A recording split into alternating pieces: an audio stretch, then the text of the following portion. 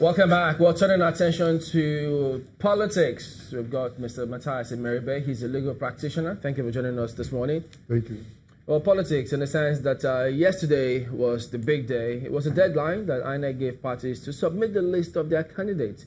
But I think a lot of them might have met that deadline now. But if anyone, for instance, submits a list, take for instance the report we hear that Zamfara or APC submitted names of candidates for Zamfara State, in spite of what INEC had said. What does the law say about that kind of scenario? You know, the law does not allow INEC to reject any candidate as submitted by the political party. But I know that INEC has power. Even after accepting, they will not act on the candidate that was submitted if they fail. That's a tricky one. No, even though they won't turn you back. Yes, that's okay. They will, I will accept it. Act, we'll take it. I will accept it. But there's a but. But I will not act on it because you have not done the needful. Now, why I will not want to? Why would you accept when you're not going to act? When you're not going to act? Now, the reason is simple. Because one, the tendency of you refusing to accept may create crisis even within that place. They will decide to say, if you don't accept mine, nobody so will go in. But there will be more crisis if after accepting it and then you don't even act on it, and then the parties now come and asking that, okay, why let me tell you, in the first let place? me simply tell you, the position of INEC has been given. You know, this matter, with all due respect, is sub judice because it's already in court. But without prejudice, let me use other scenario other than the one that is in court. Now, if you fail to comply with the guideline as prescribed by INEC, and you insist that you must bring in your person or your candidate as the case may be, in order to avoid any hoopla, they may accept and say, okay, we acknowledge receiving this. But that inherent power in them, which is to act on it, they can still exercise it by not acting on what you have given. Because in the eye of the law, notwithstanding they accepted, you do not have a candidate that you have submitted to them for them to act on by virtue of the law. So if you fail to comply with what the law has prescribed, you may do all your abracadabra. The power still lies with them to either act on what you have submitted or not to act. And their reason will be very clear as to why they are doing what they are doing.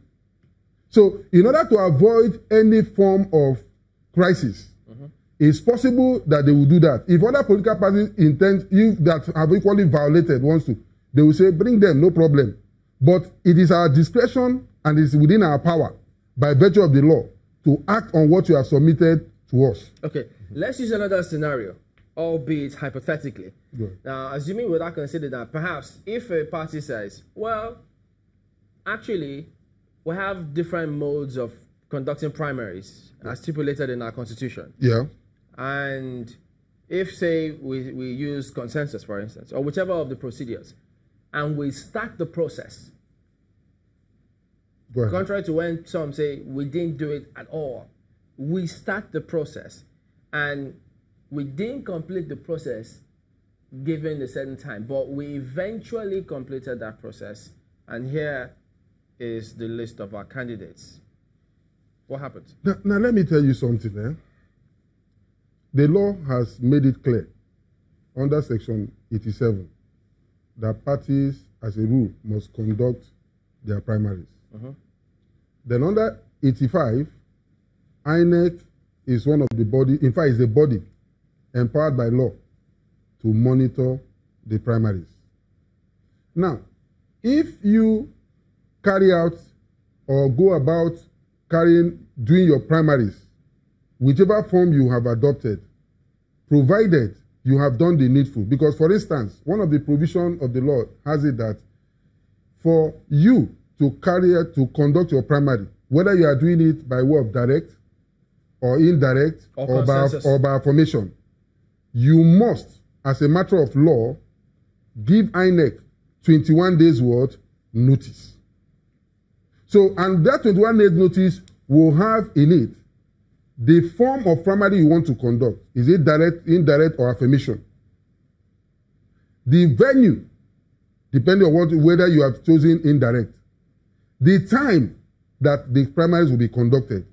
Now, if it happens that you didn't do this, and you suddenly say that you did primaries, whether by direct, indirect, or thereabout, with the greatest respect, first of all, you have run foul of what? The provision of the law.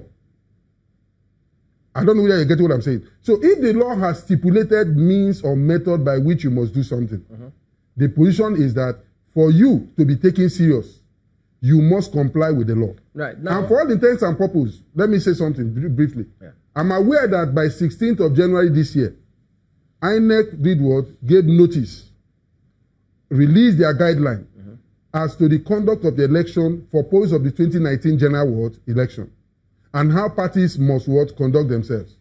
And the two fundamental positions which INEC gave in coming up with this notice is for certainty of the Electoral Act and for adequacy of time, so that there won't be excuse to say we didn't have time to prepare. But there was something came in between, and that thing is that more political parties were registered, and we have 91 now. Shouldn't INEC have increased the time or the deadline to be able to accommodate even more people to submit? Now let me tell you something.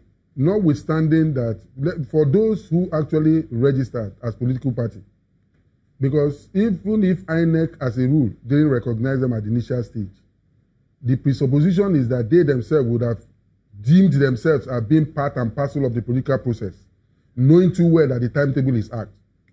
So you do not begin to say because we have not, we were registered late, therefore that is the reason why we are coming up. I mean, we think that you should extend the time in order to get. That's precisely what you're saying. Who? The other political parties? No. I'm saying that, look, it is wrong for them to think that way, because one, if the timetable is out and they have gone, as we speak now, I'm sure there are some people that have equally applied to be registered as a political party. I'm sure there are people like that.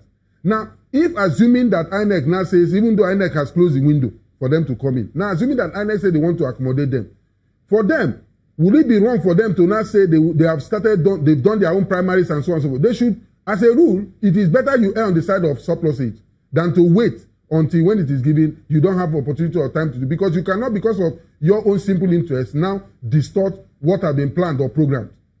And just like what I said, if INEC in January released that time to and gave two fundamental reasons why it should be that early, it's not unconnected, according to them, that one, there must be certainty in the Electoral Act. So that this time we must follow the Electoral Act to the latter. That is why if you check the timetable, in every state they gave the guideline. They attach the provision of the law to give support to why they are asking that such should be done at so and so time. Because they themselves don't want to fall foul of what? The law. So what happens if a party meets all of those notification guidelines or requirements, but they didn't conclude the primaries, and INEC doesn't show up for the concluding part of the primaries, but they showed up for the initial part of it? If they go back and conclude without any representation from INEC, is it acceptable? Now let me tell you something. It's either we are prepared or we are not prepared. It's either you are prepared to go into an election or you are not ready to go into an election. It will be, with the greatest respect, an unfortunate act on the part of the political party to say we started the process, we couldn't conclude, then thereafter we concluded without the party in question that's supposed to do what? To monitor that very process. Just like what I said, if 21 days was what the law provides, that you must, does not, for the law to say give 21 days notice, the presupposition is that you are ready.